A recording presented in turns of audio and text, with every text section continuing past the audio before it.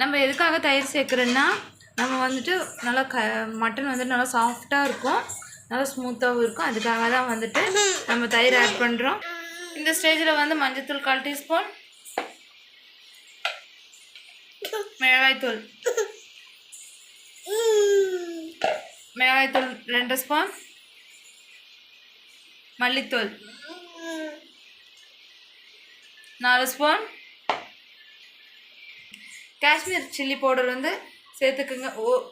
1 spoon சேர்த்துக்குங்க. எதுக்காகனா கலருக்காக நம்ம சேர்த்துக்கிறோம். போட்டு இந்த அளவுக்கு நல்லா வதக்கி எடுத்துக்குங்க.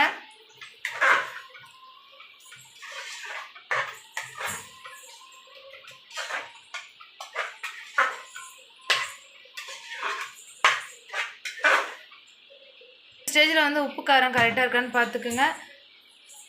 நாங்கள் வந்து உப்பு சேர்க்குறோம். உங்களுக்கு தேவையான அளவு நீங்கள் உப்பு சேர்த்துக்குங்க. தண்ணி சேர்த்துக்குங்க. தேவையான அளவு தண்ணி சேர்த்துக்குங்க. இது வந்து நல்லா கொதிக்கட்டுங்க.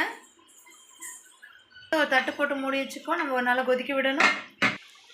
பாருங்கள், இந்த அளவுக்கு வந்துட்டு நல்லா கெட்டியாக ஆயிடுச்சு.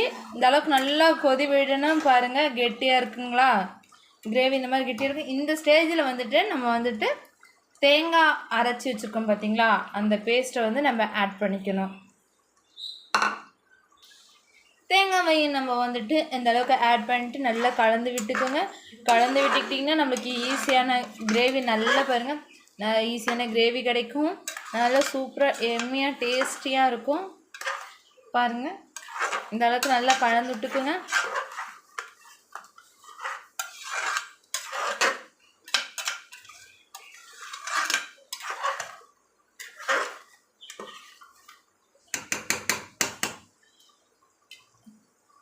நல்லா கொதிக்கட்டும். இந்த அளவுக்கு நல்லா கொதி விடுங்க.